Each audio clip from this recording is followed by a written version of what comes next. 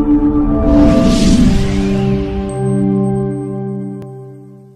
the chair of the Council of Legal Education.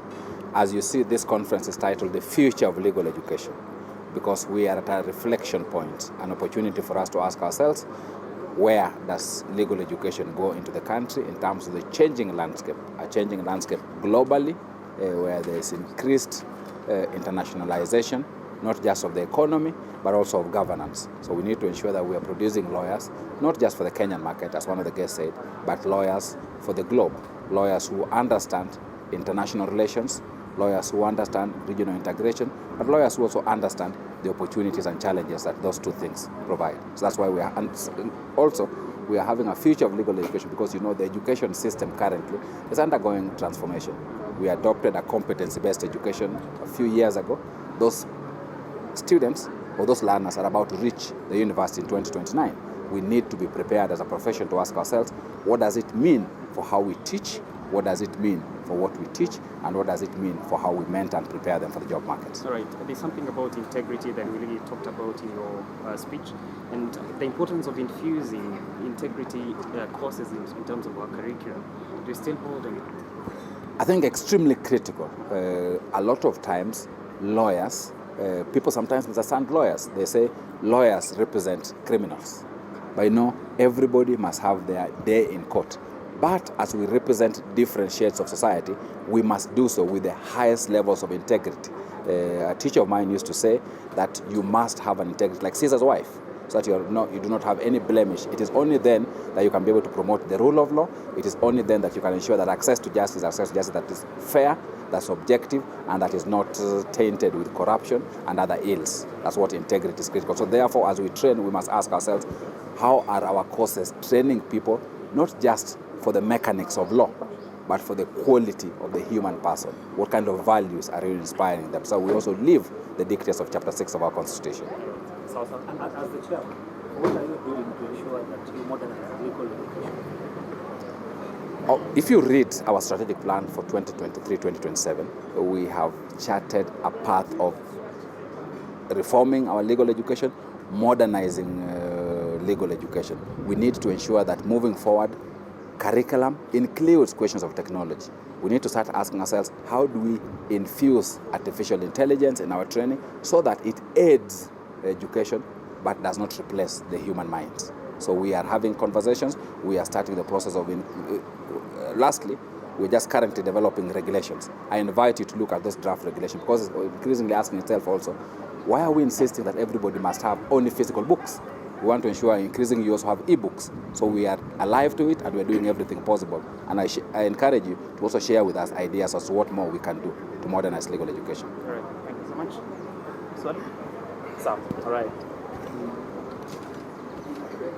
Sam, just an overview of whatever was happening here. And of course, we asked you about the legal systems in the country in terms of readiness to tackle financial crimes in the nation. What must be understood is that the legal system must always grow. Many years ago, when I was a law student, there was only one law school in Kenya. Today, there are over 20 law schools in Kenya. The world has changed. Some will tell you we are on the cusp of the 4th and 5th industrial revolution. We are talking about artificial intelligence. We are talking about integration of the East African region. We are talking about Africa Agenda 2063 and Africa Continental Free Trade Area. We are talking about climate change. These things must be accommodated in the training of lawyers. And this conference is designed to anticipate those changes so that the law graduate who is produced in any of our law schools can carry his or her own weight, not only within Kenya, but within East Africa, within the African continent, and indeed the world. Many times in this country, people think that appearing in court is what constitutes legal practice. Perhaps that is only 5%. Legal practice is in every area, is in aviation, is in international relations, and those are the things that must be given their pride of place as we get into the 3rd decade of the 21st century. What do you think is the future of CLE? ensuring that they give proper education for lawyers? Remember that the CLE's role is a legal regulation of legal education. But let me be very blunt. It is becoming very difficult to regulate legal education and indeed to regulate anything in this country because we have negatively politicized everything. Every community now wants a law school in their region. The quality of lawyers notwithstanding, until the day that in this country we liberate ourselves from ethnicizing everything, then despite the best intentions of the best of us, very little will be achieved. This, therefore, is a direct appeal to populism, which is now rampant in this country. Let bodies that have mandate fulfill their duties. Don't use underhand means to say our community must have a law school.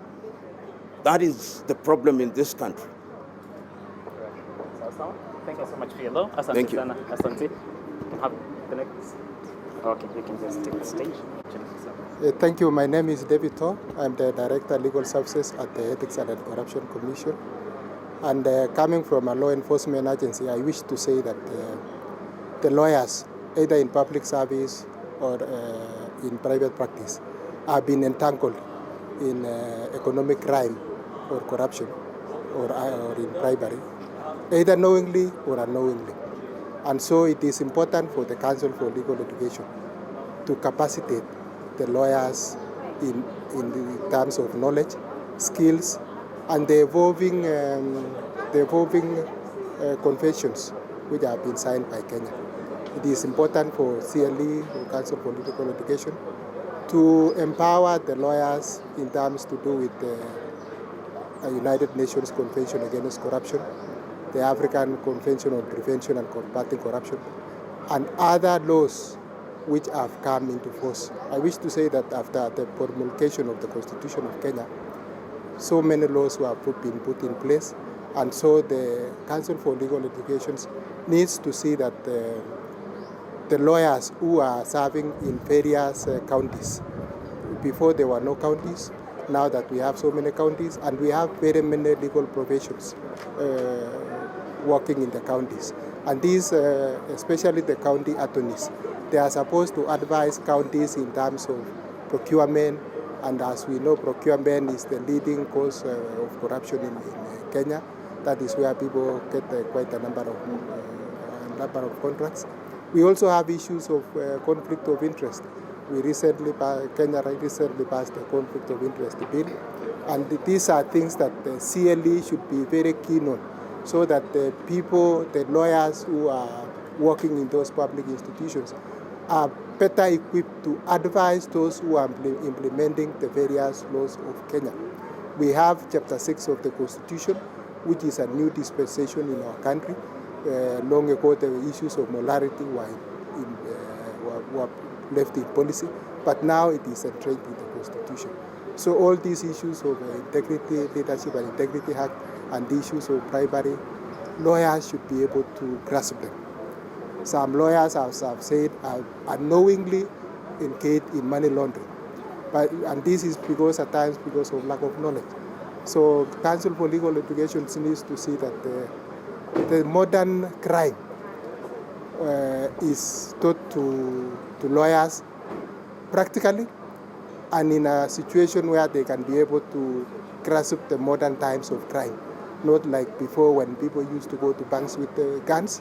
That is no longer there. People can be able to sit in their offices and design crimes and be able to achieve their goals. So the lawyers should be ahead of them, and this is the work of the Council for Legal Education, to standardize the curriculum of the legal profession. Thank you, sir. All right, thank you so much. Asante sana. Good. Sawa. Welcome. Sawa. Ready? Sawa. How are you, sir? Good, thanks. Yeah. My name is John Kahiro from KBC Channel on TV, and maybe you can just introduce yourself and tell us a bit about what's happening here. Yes, I am Francesco Keke. I'm the team lead of the UN Office on Drugs and Crime Africa Anti-Corruption Hub, which is based here in Nairobi. For us, this conference is extremely important because our organization supports the development of the criminal justice institutions, especially in the area of transnational organized crime, corruption, money laundering, financial crimes. And of course, the role of lawyers is extremely important in these areas. As you probably know, the lawyers are among the designated non-financial businesses and professions highlighted by the Financial Action Task Force as important to address financial crime